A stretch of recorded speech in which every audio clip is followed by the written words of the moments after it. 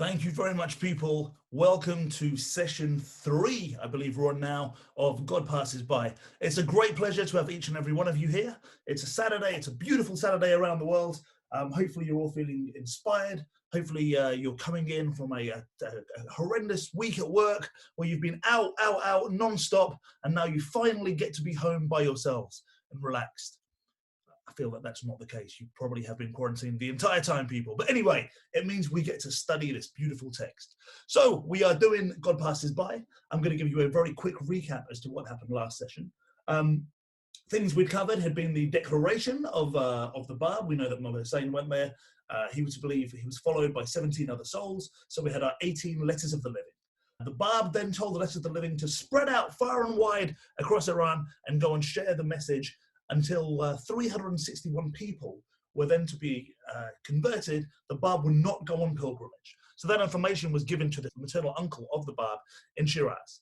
The Bab was with Godus when he received news that Mullah Hussein had actually gone up to Mazandaran, this province up here, and had spoken to someone called Mullah Mu'alem, who had gone and given a scroll to Baha'u'llah. Baha'u'llah accepted the message of the Bab. When the Bab finds out that Baha'u'llah was in, he was super excited and made some comments with regards to even if he were to somehow disappear, he knows that the cause would go on.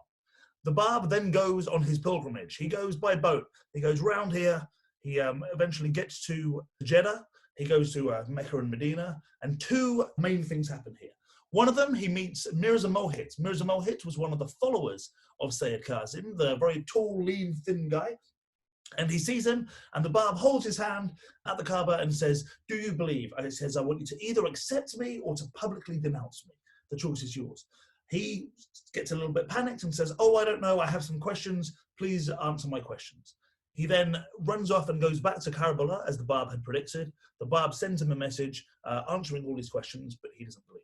The other thing that happened was there was a letter that was given, an epistle to the Sharif of Mecca, who took it, didn't actually read it for 7 years, and it was 7 years later when talking to Umayyiz Baghdadi, he then realized that this youth from Shiraz has been martyred, and he says, "I didn't have time to read it, maybe I should have read it."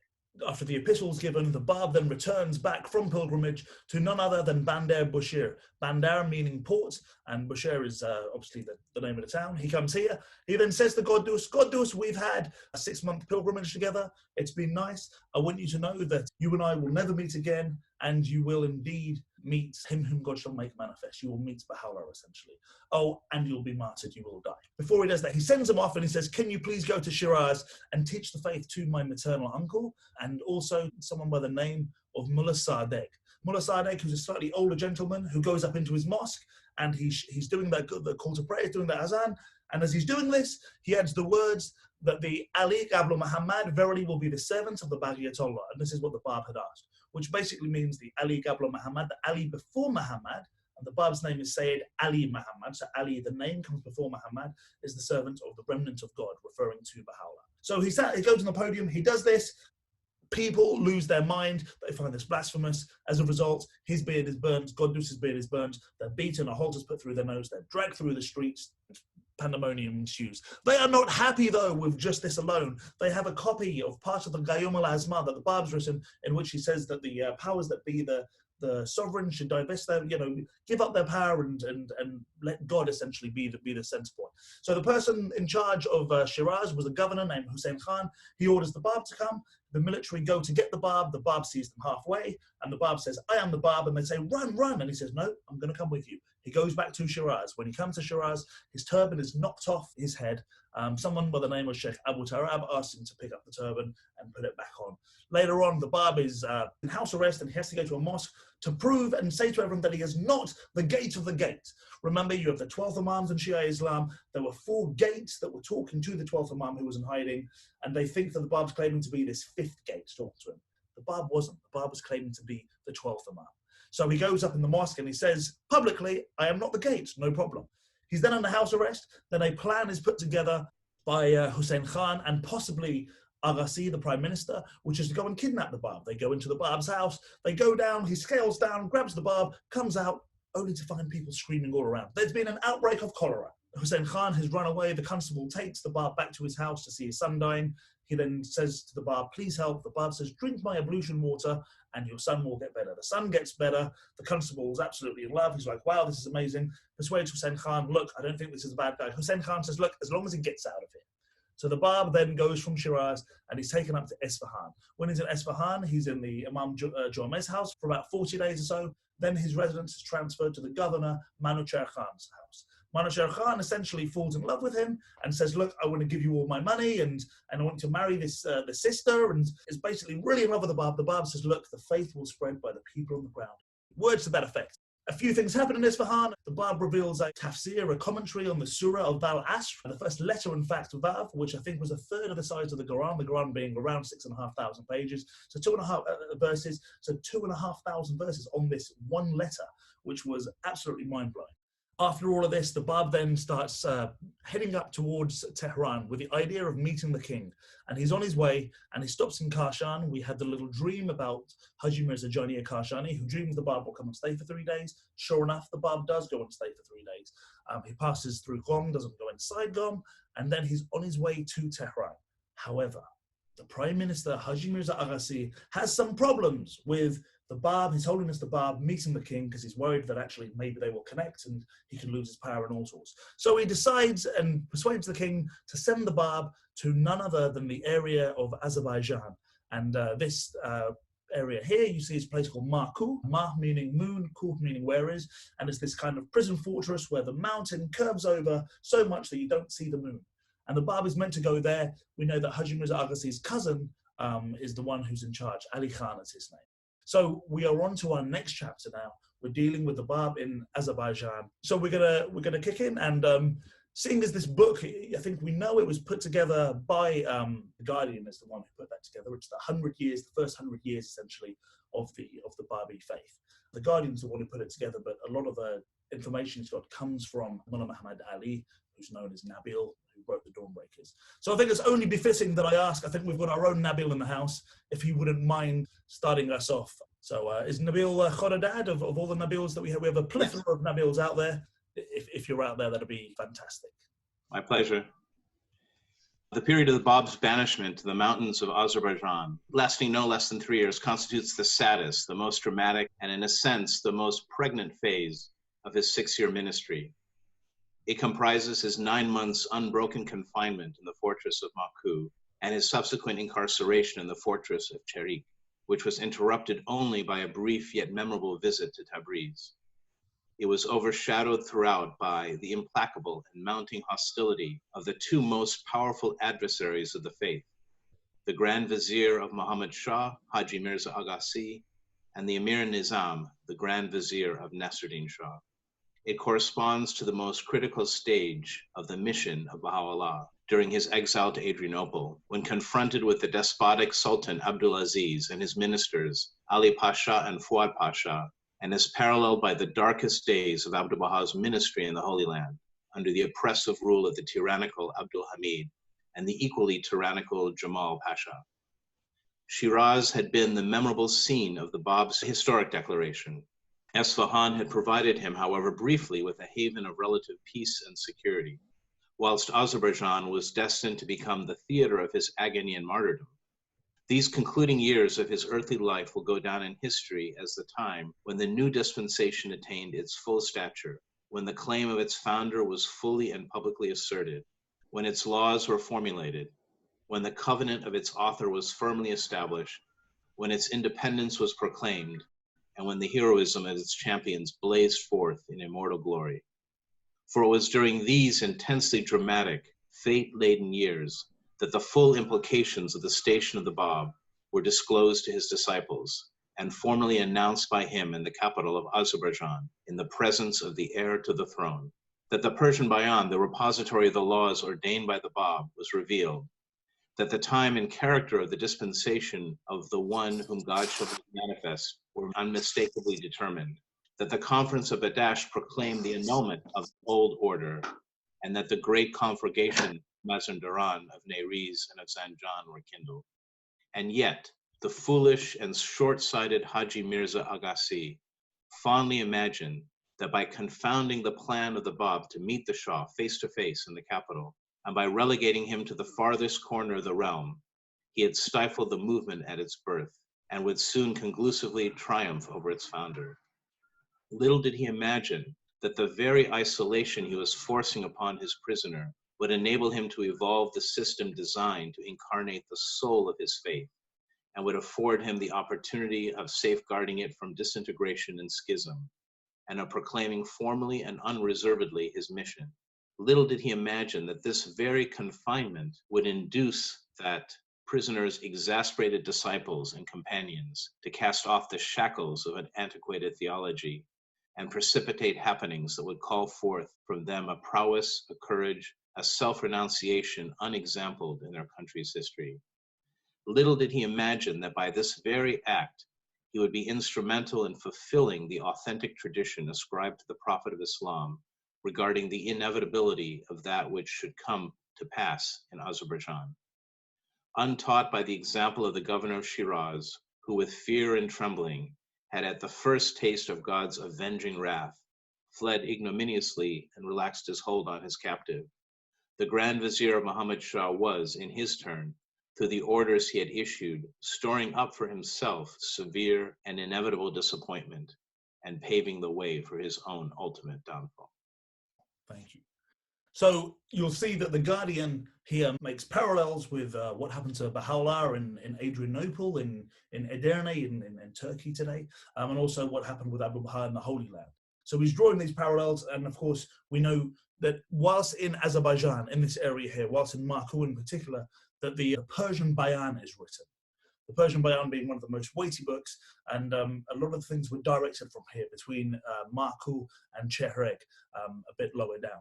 So between these two prison cities, basically, is where the Bab was while we have these battles that are taking place. If we remember, there are three major battles that really take place. The three battles take place, firstly, in Mazandaran. So here in Mazandaran, we have this battle known as the Battle of Fort Sheikh Tabasi. The next one that we have is down in Neyriz. So all the way down here in Neyriz. And Fort Sheikh Tabasi, the two main characters that we have in there are Godus and Mullah Hussein. In Neyriz, we have Vahid, who's known as Sayyid Yahya Vahid, who is the wisest man in the country. He's the main person over there. And then finally in Zanjan, we have none other than Hojat. Hojat, who's there, and also the courageous Zainab, who's the person who dresses up, who's the female who dresses up and decides to go into the fort and fight. And people were terrified of her. And she only really gets found out of being a woman by, they would scream out, they would invoke the name of the Lord during the battles, and they would scream out, Ya Sahaba Zaman, O Lord of the Age. It was just one time when I think she screamed it out, when it was more, Ya Sahaba Zaman. And then people looked at her, and but they were still a bit scared of her. And she was very powerful and an incredible, incredible Babi, which we'll learn a lot about later on. But yeah, so essentially it's being set up. The Bab is in Azerbaijan. It's this period that's the most exciting, that really things are laid out. The direction started taking place. We know that the conference of Badash, which is here close to Shahrud, this is also where the Bab is in his prison, and he orders that the conference of Badash is to be put together. So that's what we're talking about so far. Any comments or questions? Yeah, I'm curious to know why the Beloved Guardian characterizes this period as essential for preventing a schism among the Babis. Does anybody have any insight into that? I'd imagine because this is where he really starts bringing things together. Right? I think more of the writings are being revealed. It's from here that while he's in Azerbaijan, he makes it very clear that actually he is the Ga'em and not the gate. Because before that, it was kind of a bit ambiguous. Like from my understanding, he'd always said that was the claim, that that's what he was, but it was a little bit ambiguous. From there, that's when he really lays it down. And I think the first 4 years, and I don't know if Nabil will remember this at all, the first 4 years, I believe, of the Bab's life are known as the years of withdrawal, the dark years, and then it's the fifth year that ends up in the year 5 of the Bab's revelation, where it's the year of light, where the Bab really lays it down and says, this is exactly who I am, this is the claim, we're moving forward. So I assume that's probably because it's so emphatically stamped that this is the claim. I'd imagine that to be the reason. There was also the conference of Badash during this time, which brought together the two divergent points of view. Is this part of Islam or is this a new faith? The question I have is, the Guardian makes reference to a hadith about Azerbaijan, that it's a true hadith, and what exactly was that hadith predicting? There's a book that is mentioned in the Book of Certitude called Bihar, Bihar, literally meaning the oceans of light. Volume 51, 52, and 53 is dedicated to the Imam. And it is quoted by Baha'u'llah several times in the Book of Certitude. So in that book, dearest Dave, it says something in Arabic that the sixth Imam said, La Budda lana min Azerbaijan. There is no doubt, inevitable, the event, the mega event that is occurring in Azerbaijan. Was this the sixth Imam you said? Was this Jafar al-Sadiq? About 70% or 60% of those prophecies which are quoted in the Book of Certitude, quoted in the Gems of Mysteries, and indeed quoted in all the various books of the Revelation by both the Bab in Surah Kawthar and others, nearly 70% of them emanate from the sixth Imam, who is called Sadiq, and his father, who is called Baqir. They lived relatively long lives, so they were able to articulate all these traditions or hadith. Super. Thank you very much, Doctor. Thank you. Thank you. Hopefully, Rick, that takes care of your question. Are there any other questions before we soldier on? Ali Khan, by the way, is as it says, is the warden of Maku. He's the one who's the cousin of Haji Mirza Agassi, the Prime Minister. His orders to Ali Khan, the warden of the fortress of Maku, were stringent and explicit. On his way to that fortress, the Bab passed a number of days in Tabriz, days that were marked by such an intense excitement on the part of the populace that except for a few persons, neither the public nor his followers were allowed to meet him. As he was escorted through the streets of the city, the shout of Allahu Akbar resounded on every side. So great indeed became the clamor that the town crier was ordered to warn the inhabitants that anyone who ventured to seek the Bab's presence would forfeit all his possessions and be imprisoned. Upon his arrival in Maku, surnamed by him Jabal-e-Basit, the open mountain, no one was allowed to see him for the first 2 weeks except his amanuensis, Sayyid Hussein, and his brother. So grievous was his plight while in that fortress, that in the Persian Bayan he himself has stated that at nighttime he did not even have a lighted lamp, and that his solitary chamber, constructed of sun-baked bricks, lacked even a door, while in his tablet to Muhammad Shah, he has complained that the inmates of the fortress were confined to 2 guards and 4 dogs.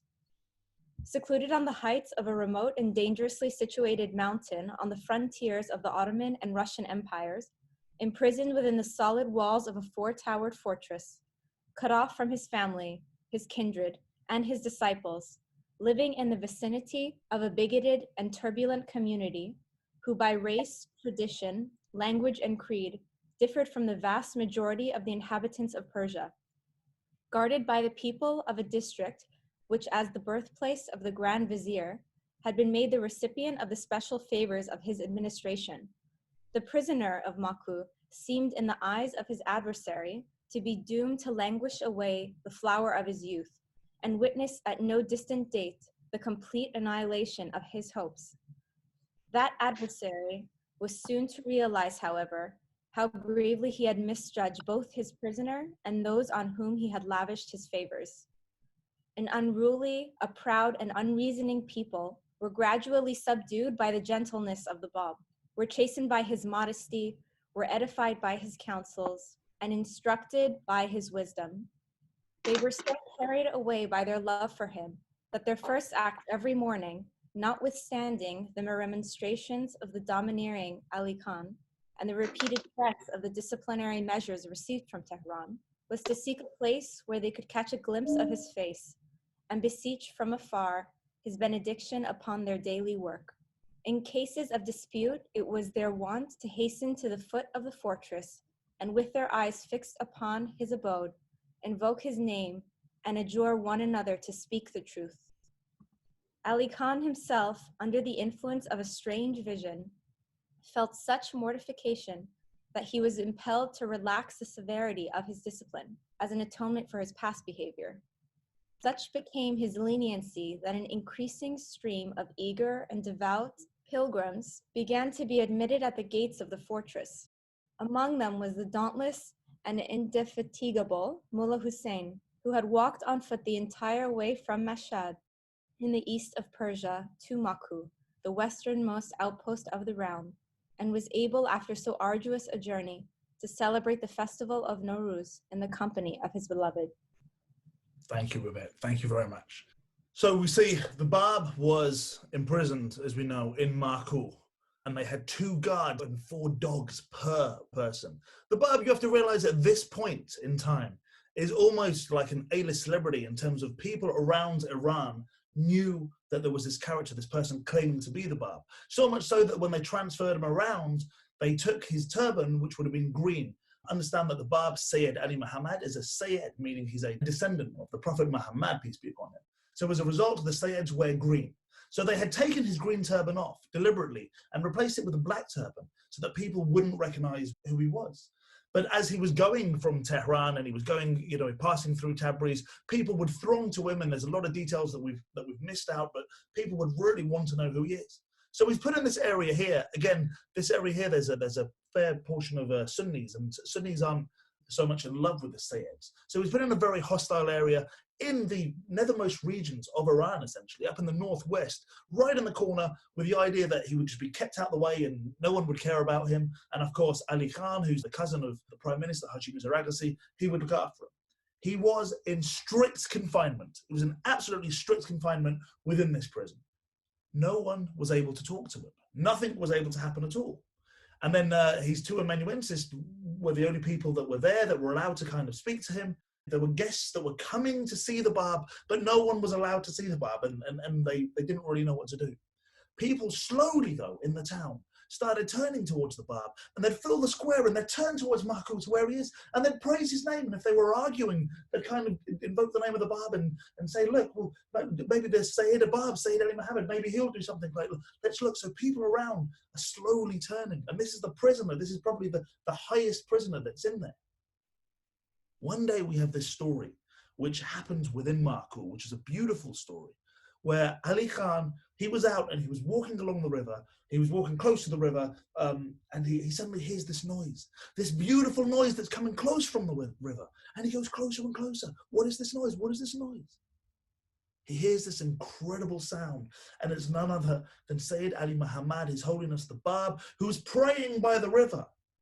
Ali Khan's there and he's listening. He wants to be enraged, but he can't because of the beauty, because of the absolute beauty of the verses that are streaming from the voice of Sayyid Ali Muhammad, from the Bab. He listens and listens, and eventually he starts heading back to the fortress of Maku. He sees the first people, the guards, and he says to them, "What are you doing? Why did you let the Bab out? How dare you let the Bab out? You're fired!" And they look at each other like, what is he talking about? The Bab, the Bab. He goes to the next round of people, start screaming at them, "How dare you? What are you doing? You had one job. You've kept the Bab. That's it. You're fired." And they look at each other and they're like, what happened? Did he have no kubide today? Does the baklava run out? Maybe someone didn't make him tea. And he goes right to the top, and he's furious, and he's now with his 2 guards, with the 4 dogs outside the prison of the Bab. And he says to them, "What are you doing? How dare you? How dare you let the Bab out? How dare you let them out?" And they look at him and they're like, "What are you talking about? What are you talking about?" And Ali Khan says, "Look, the Bab, he's..." All of a sudden, he realizes the Bab is in his prison. Very confused. He looks back and he says, "But how did he..." And the guards say, "He's been there the whole time." He looks at the Bab, and the Bab intimates and says that, "Don't think for a second. I can't leave this prison if I want to, that I don't have the powers to do so. That's not how this whole thing works." It's at this moment that Ali Khan, who had been so hell-bent on keeping his prisoner there, completely changes. And from this moment on, people are allowed to visit. An absolute miracle that takes place. But again, remember, the Bab banned his followers from talking about his miracles. We're not meant to talk about his miracles because those miracles are proof for those people who visit them. They mean nothing. The true miracle is the word that he reveals. We then know that Mullah Hussein comes to visit. And there's a beautiful story about a dream that Ali Khan has, I believe, involving the Prophet and about the Prophet visiting, and Mullah Hussein is then able to come and visit. And they have a wonderful audience together. I think he stays for 9 days or so. The Bab usually would intimate that they see each other again, but this time it's clear and evident. And he's told to go to Mazandaran, where he will meet the hidden treasure. Now, who is this hidden treasure? Would it be Baha'u'llah or would it be someone else?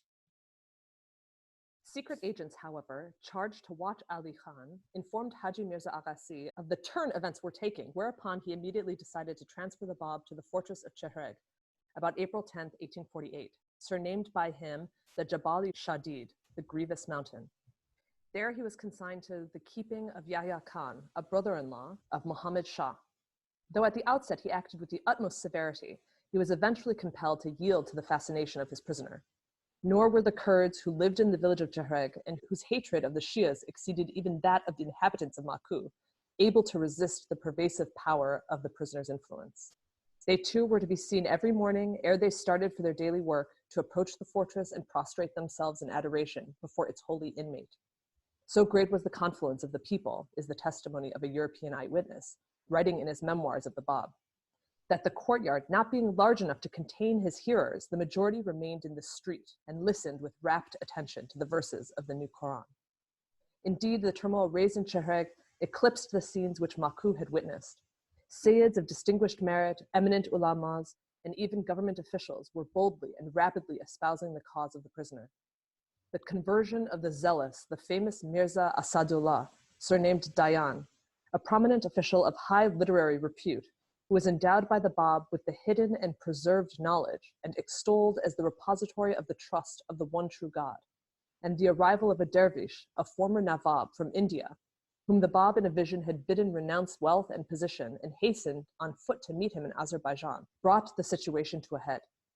Accounts of these startling events reached Tabriz, were thence communicated to Tehran, and forced Haji Mirza Agassi again to intervene. Dayan's father, an intimate friend of that minister, had already expressed to him his grave apprehension at the manner in which the able functionaries of the state were being won over to the new faith. To allay the rising excitement, the Bab was summoned to Tabriz. Fearful of the enthusiasm of the people of Azerbaijan, those into whose custody he had been delivered decided to deflect their route and avoid the town of Khoy, passing instead through Urumiyeh.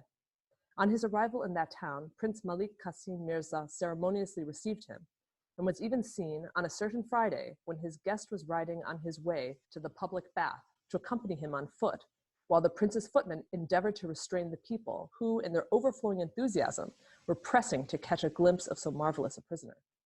Tabriz, in its turn, in the throes of wild excitement, joyously hailed his arrival. Such was the fervor of popular feeling that the Bab was assigned a place outside the gates of the city. This, however, failed to allay the prevailing emotion. Precautions, warnings, and restrictions served only to aggravate a situation that had already become critical. It was at this juncture that the Grand Vizier issued his historic order for the immediate convocation of the ecclesiastical dignitaries of Tabriz to consider the most effectual measures which would, once and for all, extinguish the flames of so devouring a conflagration. The circumstances attending the examination of the Bab, as a result of so precipitate an act, may well rank as one of the chief landmarks of his dramatic career. The avowed purpose of that convocation was to arraign the prisoner and deliberate on the steps to be taken for the extirpation of his so-called heresy. It instead afforded him the supreme opportunity of his mission to assert in public, formally and without any reservation, the claims inherent in his revelation. In the official residence and in the presence of the governor of Azerbaijan, Nasruddin Mirza, the heir to the throne, under the presidency of Haji Mullah Mahmud, the Nizamul Ulama, the prince's tutor, before the assembled ecclesiastical dignitaries of Tabriz, the leaders of the Sheikhi community, the Sheikh al-Islam, and the Imam Jomeh, the Bab, having seated himself in the chief place which had been reserved for the Wali Ad, the heir to the throne, gave in ringing tones his celebrated answer to the question put to him by the president of that assembly. "I am," he exclaimed, I am the promised one. I am the one whose name you have for 1,000 years invoked, at whose mention you have risen, whose advent you have longed to witness, and the hour of whose revelation you have prayed God to hasten. Verily, I say it is incumbent upon the peoples of both the East and the West to obey my word and to pledge allegiance to my person." Awestruck, those present momentarily dropped their heads in silent confusion. Then Mullah Muhammad ibn Mamaqani, that one-eyed, white-bearded renegade, summoning sufficient courage with characteristic insolence, reprimanded him as a perverse and contemptible follower of Satan, to which the undaunted youth retorted that he maintained what he had already asserted. To the queries subsequently addressed to him by the Nizamul Ulama, the Bab affirmed that his words constituted the most incontrovertible evidence of his mission, adduced verses from the Quran to establish the truth of his assertion, and claimed to be able to reveal, within the space of 2 days and 2 nights, verses equal to the whole of that book.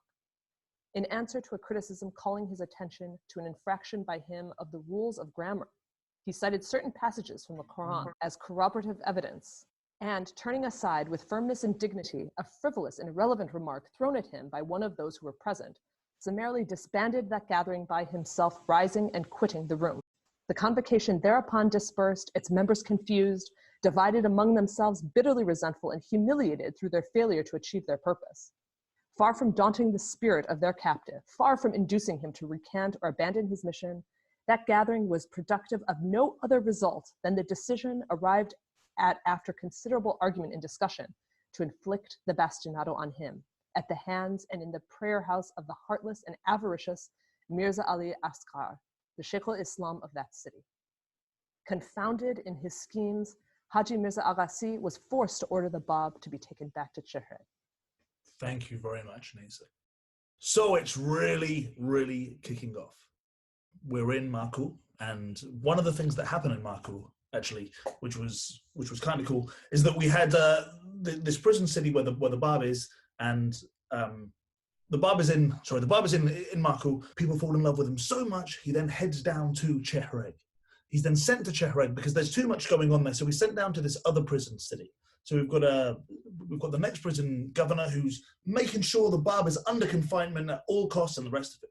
But what starts happening? The same thing starts replaying itself. People start falling in love with the Bab. Certain Sayyids are sort of coming over and winning over and falling absolutely in love. We hear about this character called Dayan, who was this mind-blowing character that the Bab extolled so much. We heard about the Indian who would travel across and come to meet him. Things were kicking off, so much so that they decide they're going to take the Bab from this prison and they're going to send him to Tabriz. Tabriz being, I think, the capital of the Azerbaijan region. So they're going to take him there and they're going to deal with him. They're going to do something. However, from Chehreg, the route to take would actually be going over here through Khoy and then going to Tabriz. However, they decided that they didn't want to do this because they thought this would excite the population too much. They're doing everything they can to keep him down. So they decided to go via Urumiyeh. Whilst they stop at Urumiyeh, people in Urumiyeh absolutely start falling in love with the Bab again. The same thing keeps happening. You can't deny the majesty that you see before you. They then go around underneath this huge lake here. They stop in a place called Milan, and in Milan, many people start falling in love with the Bab anywhere he goes. Eventually, they get to Tabriz, but they won't take him inside the city of Tabriz. It's too dangerous. What are the population going to do? It's way too dangerous. So they make him wait outside, and there's an interview with the Bab with Dr. William Cormick, who interviews the Bab to try and certify whether he's sane or not. So they're trying to do all these tests on the Bab to try and figure out exactly what's going on. Eventually, they have this meeting where the Bab is called. And everyone who's anyone is in this meeting. It's a huge meeting. They go into a hall, and the only seat that's empty is the seat of Nasruddin, who will be Nasruddin Shah. He's a 17-year-old at this point. He's the heir to the throne. And where does His Holiness Sayyid Ali Muhammad, the Bab, where does he go? He goes and he sits exactly on that chair. He goes down, he sits, he looks, and he says, I am the one who over 1,000 years, whose name you have invoked. He declares and says he is the Ga'em. Remember this whole 1,000 years, I've explained this before, that with Shia Islam, you have the 12 Imams, you had 11 of them, you had 4 of the gates that were then talking to the 12th one who was in hiding. And it was the last one of these 4, the 4th one here, what's known as the minor occultation, who says that the Bab is going to go into hiding now. And it's the year 260 in the Islamic calendar. He says he'll be gone for 1,000 years, which brings us to 1260, 1844. So the Bab makes reference to this, and he says, for 1,000 years, whose name you have invoked, here am I. They are dumbfounded. This, the biggest claim to be made. Was this blasphemy? Is he out of his mind? What's exactly going on? We have the one-eyed renegade, as he's called, Mamagani, who starts to hurl abuse and insults. Then you have the Nizamullah, who starts saying, what can you do? And the Bab says, look, my miracle, if you want to see something, I can write verses that equal the Holy Quran within 2 days and nights. They are dumbfounded. As the Bab starts to speak, they say to him, well, hang on, wait a second. What you've just said there, there's a grammatical error. Yes, there's a grammatical error in what you said. the Bab points out that actually true grammar is the grammar of God, not the grammar of the standard of the people around us. And in the Quran itself, there's many grammatical errors if you want to do that. They did not know what to do with the Bab, so they ended up giving him the bastinado. They ended up beating his feet. After this, they forced the Bab to go back to Chehreg while they decided exactly what was going to happen. He's back in that prison. I didn't understand the words that you said, the grammatical error. What was the grammatical error? Some of the things he said, they said was not grammatically correct. For example, if I said I is going to town would be bad grammar. So the Bab had started speaking and they said, this is grammatically incorrect in Arabic. What you're saying is incorrect, but the actual Holy Quran has a lot of these supposed grammatical errors within it. So that was the point the Bab was making back. It's like the word of God, it doesn't go by the standards of what you consider to be grammatically correct, but it's what's grammatically correct as far as the word of God goes. You mentioned a town of Milan. Is that the same Milan silk factory where the Bab's remains were hidden for some time? It was indeed, yeah. Can you also comment a bit why his assertion that he could reveal something comparable to the Quran in 2 days and 2 nights was such a big deal? The writings of the Bab are so rich, the writings of the Holy Quran are so rich, so rich, that actually for anyone, and I believe this is one of the proofs of someone who's claiming to be anyone, that they can write the equivalent of the Quran. It's so deep, it's so rich. But there's something about how long it took to reveal the Quran.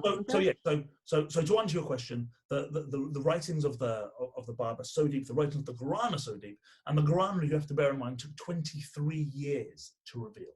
This is how long it took Prophet Muhammad, peace be upon him, to reveal. Not that he didn't necessarily have the capacity to do so, but this was done over 23 years.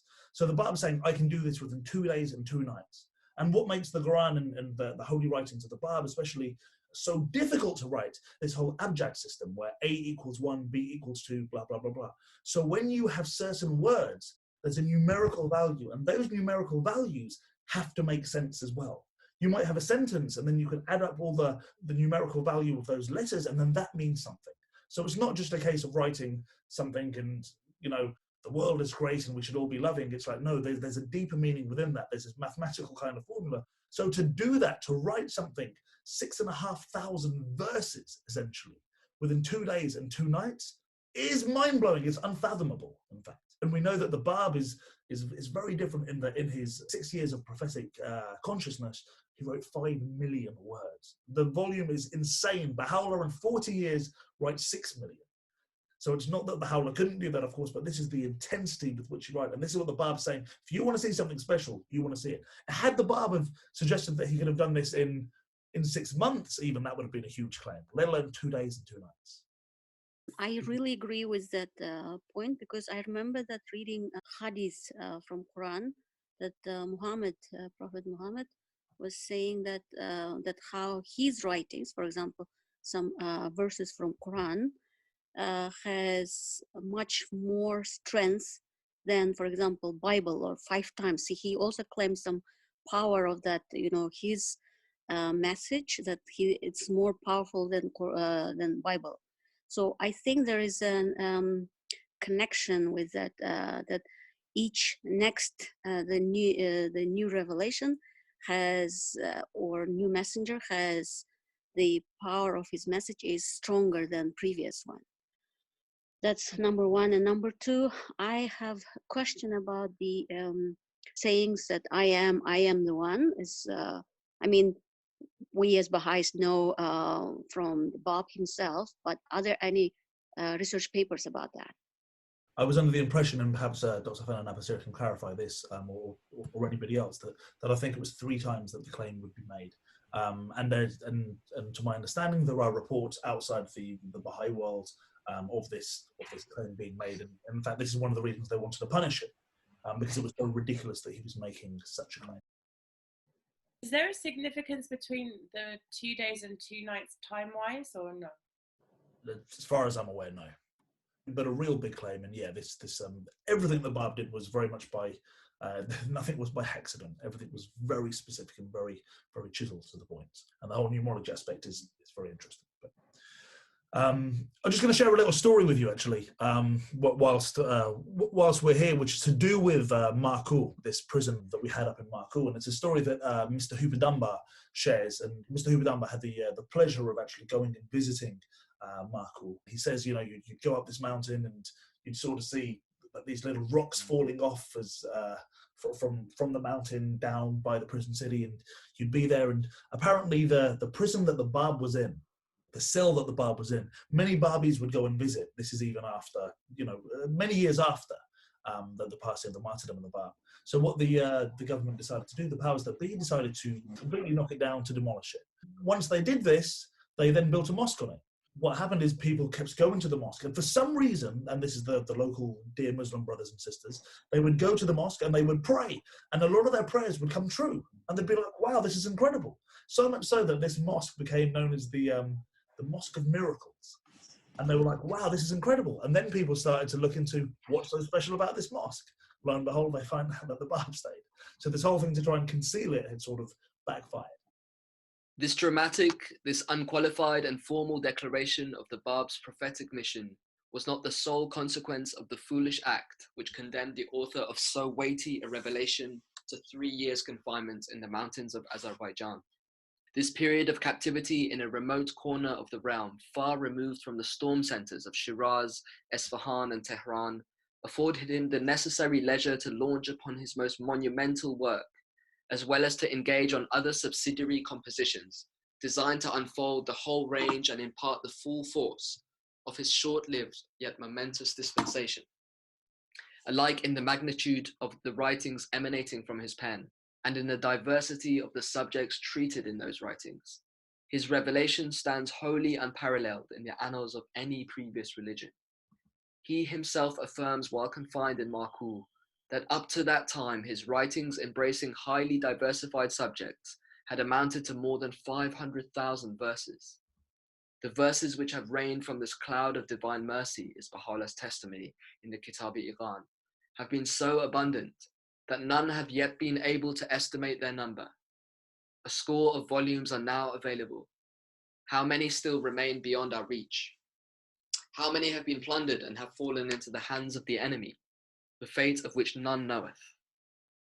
No less arresting is the variety of themes presented by these voluminous writings, such as the prayers, homilies, orations, tablets of visitation, scientific treatises, doctrinal dissertations, exhortations, commentaries on the Quran, and on various traditions, epistles to the highest religious and ecclesiastical dignitaries of the realm, and laws and ordinances for the consolidation of his faith and the direction of its activities.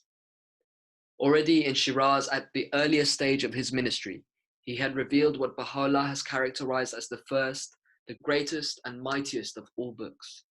In the Babi dispensation, the celebrated commentary on the Surah of Joseph, entitled the Qayyum al-Asma, whose fundamental purpose was to forecast what the true Joseph, Baha'u'llah, would in a succeeding dispensation endure at the hands of one who was at once his arch enemy and blood brother.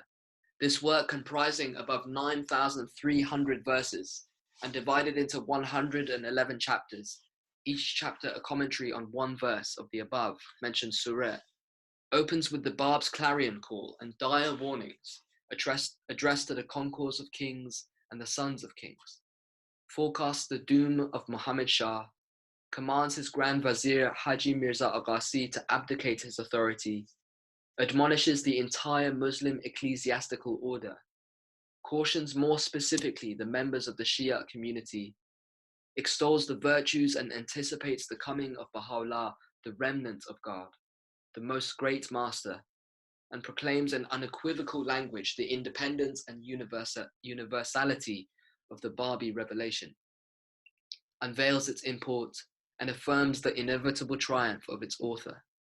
It moreover directs the people of the West to issue forth from your cities and to aid the cause of God, warns the peoples of the earth of the terrible, the most grievous vengeance of God, threatens the whole Islamic world with the most great fire were they to turn aside from the newly revealed law, foreshadows the author's martyrdom, eulogizes the high station ordained for the people of Baha, the companions of the crimson-colored ruby arc, prophesies the fading out and utter obliteration of some of the greatest luminaries in the firmament of the Babi dispensation, and even predicts afflictive torment in both the day of our return and in the world which is to come, for the usurpers of the Imamate who waged war against Imam Hussein, in the land of the Euphrates.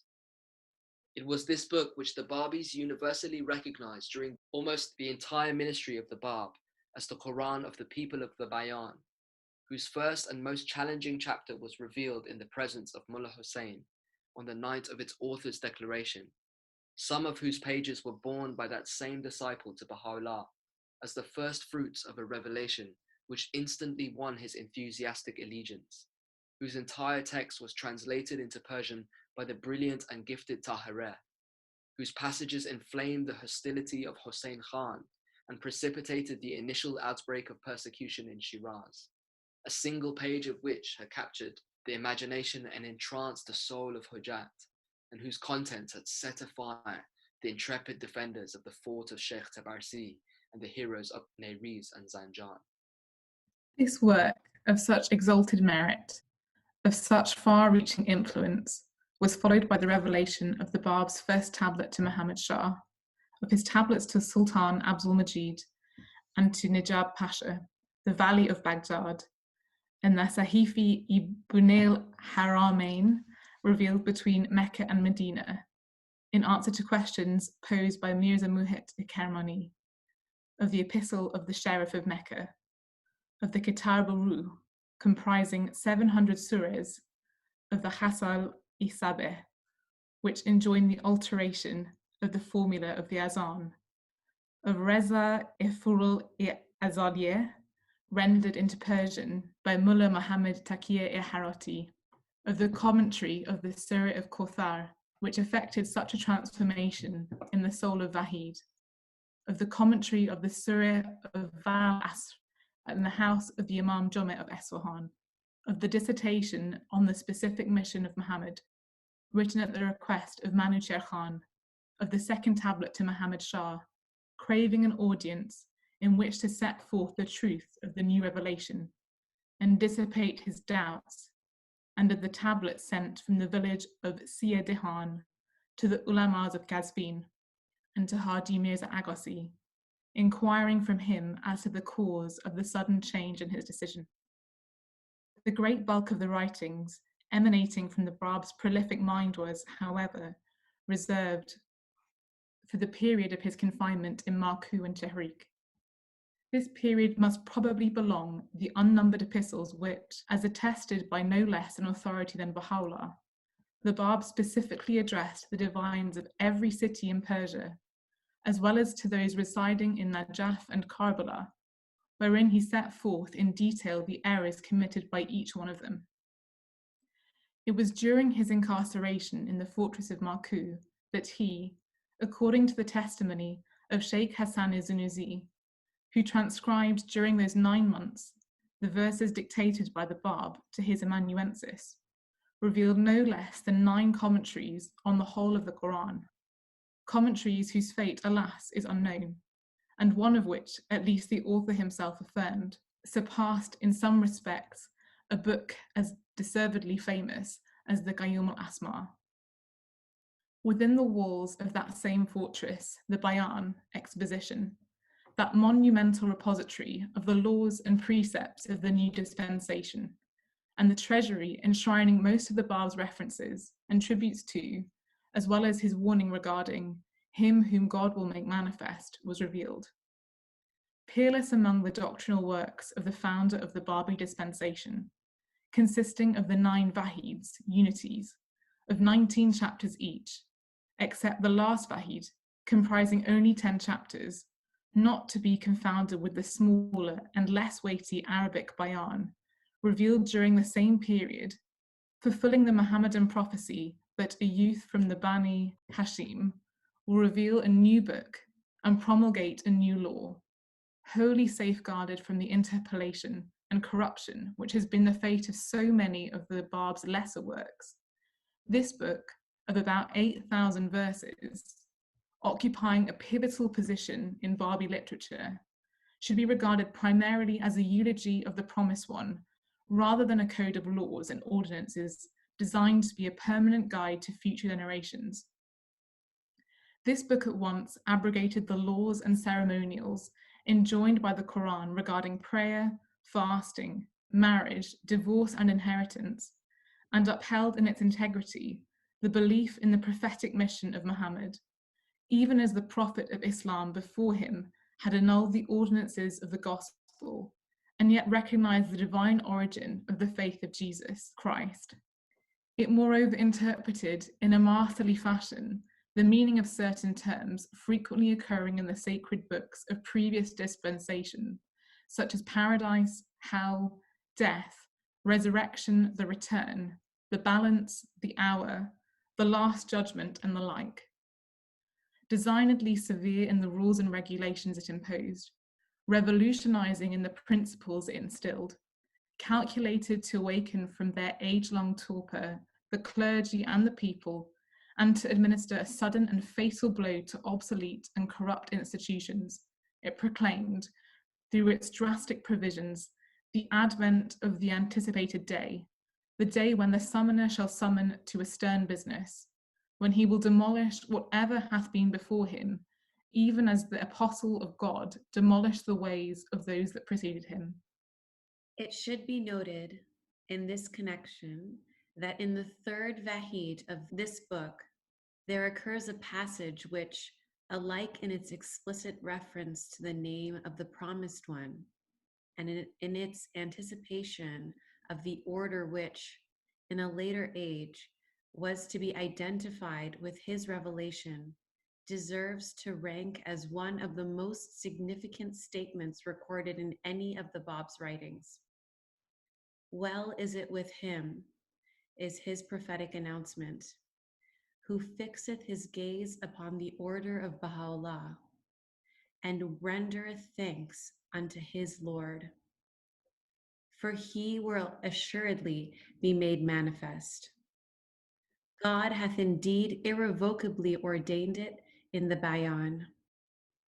It is with that self-same order that the founder of the promised revelation, 20 years later, incorporating that same term in his Kitab al-Aqdas, identified the system envisaged in that book, affirming that this most great order had deranged the world's equilibrium and revolutionized mankind's ordered life. It is the features of that self-same order which, at a later stage in the evolution of the faith, the center of Baha'u'llah's covenant, and the appointed interpreter of his teachings, delineated through the provisions of his will and testament. It is the structural basis of that self-same order, which in the formative age of that same faith, the stewards of that same covenant, the elected representatives of the worldwide Baha'i community, are now laboriously and unitedly establishing. It is the superstructure of that self-same order, attaining its full stature through the emergence of the Baha'i World Commonwealth, the kingdom of God on earth, which the golden age of that same dispensation must, in the fullness of time, ultimately witness. The Bab was still in Maku when he wrote the most detailed and illuminating of his tablets to Muhammad Shah, prefaced by a laudatory reference to the unity of God, to his apostles, and to the 12 Imams, unequivocal in its assertion of the divinity of its author and of the supernatural powers with which his revelation had been invested, precise in the verses and traditions of its cities in confirmation of so audacious a claim, severe in its condemnation of some of the officials and representatives of the Shah's administration, particularly of the wicked and accursed Hossein Khan, moving in its description of the humiliation and hardships to which its writer had been subjected. This historic document resembles, in many of its features, the Lohe Sultan, the tablet addressed under similar circumstances from the prison fortress of Akka by Baha'u'llah to Nasir-Din Shah, and constituting his lengthiest epistle to any single sovereign. Thank you, Anisa. Wow, that was a very large chunk, and it's so deep and so rich that this is certainly, these passages here is one thing that I would suggest that even after the class you sort of go in to learn about. So many books, so many things that were mentioned there, a plethora of things that were written predominantly in Maku, up in this first prison city. Remember the volume, the sheer number of things that the Bab wrote was absolutely mind-blowing. It was mind-boggling. We know that the Gayom al-Azma, the commentary on the Surah of Yusuf, the Surah of Joseph, was certainly started in Shiraz, and the first chapter being Jay, what is a surah, please? a chapter. So in the Quran you have these surahs, so these, yeah, like a chunk of writing, if you like. So when talking about the Surah of Joseph, so like this story of Joseph, basically. So in the Quran there's this explanation about the story of Joseph, like that we're familiar with in the West. The Bab has basically written this book, which is entitled the Gayom al-Azma. In this, he explains the Surah of Joseph, what his interpretation of it is. Now, the interpretation that other people, other faiths have is quite different. But the Bab basically takes this and actually makes this the center of a lot of his writings. And this whole story of the Surah of Joseph, and perhaps next session I'll go into this a lot more. He makes about the coming of Baha'u'llah, that the real Joseph that he's talking about is Baha'u'llah, and he really flips everything on its head with regards to this book. So this was a huge book that was written.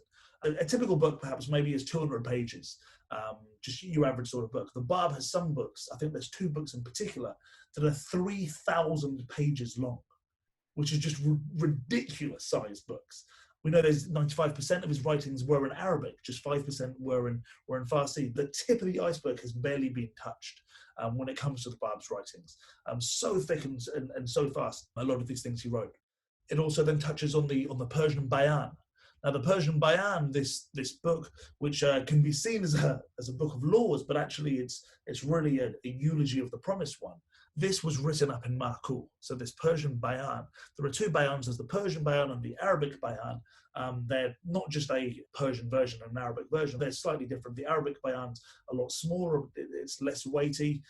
Some see it as maybe some sort of a summary of the Persian Bayan, but they're different things. And in the Persian Bayan, there are these laws which are kind of fun and cool, and maybe next time I'll sort of bring out some of the laws which seem to be very confusing. As to some of these very drastic laws, but it's not about the laws, it's a eulogy to the Promised One, a phenomenal book that has, I believe, 8,000 verses in it. They're divided into these, what they're called these varheads, which are these chapters, basically, and there's 9 sets of these varheads of 19. Each section, basically, there's 9 of these 19 things, apart from the last one, which doesn't have 19 sections to it, it only has 10 sections to it. You may be thinking, well, why is this? And this is something that the Bab said that him whom God shall make a manifest will come and complete this. It's the Kitab-i-Igan that we believe to be the fulfillment of the Bayan, basically. So when His Holiness Baha'u'llah has come, he's then got the Kitab-i-Igan, which is the continuation. That's why there's not 19 in the final of those chapters. It talks in a lot of these books. It mentions the Surah of Al-Asr, which we touched on earlier, in the commentary on the first letter. Simply on one letter, we see that the surahs where he's written 2,000 verses. I think there's a book of 400 pages that talks about one letter. The significance of the letter, the abjad value, what this means. There's multiple layers and layers of meanings of all of these things. So deep are the writings of the Bab. And really, a lot of them were aimed at an esoteric audience. Bear in mind, this revelation was brought to a country who were predominantly Shi'is. They were Shi'i Muslims. So there's a lot of things that even as Baha'is, if we're to read, we don't really kind of understand because we're not so well versed in the teachings of Islam, even though we're supposed to be. Obviously, it's our faith as well, and we're meant to dive deep in there. as far as the Persian Bayan goes, actually, there is a translation of this by E.G. Brown. The best, absolute best. You won't find anything better examples of how not to translate something and how it's riddled with errors. And there's certain concepts, even though Professor Edward Granville Brown, the Orientalist from Cambridge, even though he had his Farsi and his Arabic was fluent, he was brilliant, there were concepts within Islam that he didn't get. So because he didn't get what these concepts mean, he decided to make up his own version, essentially, and then roll out and say, oh, this is what the Bible's talking about, but missing points massively. So they're incredibly deep, incredibly deep, and arguably a reason why they haven't been translated into English for us yet, you know. And even the translation of them is such a huge piece of work. It takes so long to try and translate because it's not just the text, remember, there's the abjad side, the rest of it. Next session, perhaps we will go into a little bit about the Gayyum al-Azma, why it's called this. It's very interesting, the links that the Bab makes. Obviously, his revelation is the most important thing of this whole story. It's really his word, what he's trying to do, and the gravitas of what's happening. We also know that this tablet was written to Muhammad Shah from Maku, I believe, and where the Bab is telling the king that his revelation has supernatural powers. He talks about Hussein Khan, and this is likened to the Loh Sultan that was written by Baha'u'llah when he was in prison. So you'll see there's many connections between a lot of the manifestations of God and the prophets and the things that they wrote, and how these similar things keep playing over and over and over again. But all of these things, they're so deep, and we would spend probably years and years trying to discuss them and go into them. But this bit of God Passes By is touching on this mass of work that the Bab has put in together. It's unfathomable how much he's written. If you think the Prophet Muhammad, peace be upon him, gave us the Quran in 23 years, which is such a beautiful text that we revere so much, how much do we have from the Bab? How much do we have from Baha'u'llah? The ocean is so deep. You're going to take it in, you're going to dive in, you're going to drink, and then you're going to get it out. So we're meant to deepen, we're meant to share. Ladies and gentlemen, I'm aware that it's coming up to 7:30. I'd like to thank all our readers today. I'd like to thank you all for tuning in. And this is really, as I say, this horrible virus that's going on right now and causing so much grief to everyone. The one silver cloud for me is the fact that we, from all around the world, we get to come together and hopefully discuss some of these ideas. We get inspired to read more, to go deeper into it, and really try and take out the gems that our beloved faith holds so very deeply. It's all a journey. So I'd like to thank you all very much for that. And now I think we'll close with a prayer. So if there's people out there who wish to come in and say a prayer, that'll be absolutely beautiful. I see Payam's grabbing his guitar, which might be a sign of him praying. My cousin Jinuj is here as well, and I keep asking her to pray for me. So actually, I'm going to ask Jinuj if it's okay, if you wouldn't mind start us off with a prayer, and then whoever so wishes to pray, please do. Our next session on God Passes By will be Monday and Wednesday. Love you all, dear friends. Alapa. Thank you. Good night. Armado con el poder de tu nombre, nada podrá dañarme. Con tu amor en mi corazón no podrá de modo alguno alarmarme todas las tribulaciones del mundo. Armado con el poder de tu nombre, armado con el poder de tu nombre, armado con el poder de tu nombre, nada podrá dañarme. Con tu amor en mi corazón no podrán de modo alguno alarmarme todas las tribulaciones del mundo. Armado con el poder de tu nombre, armado con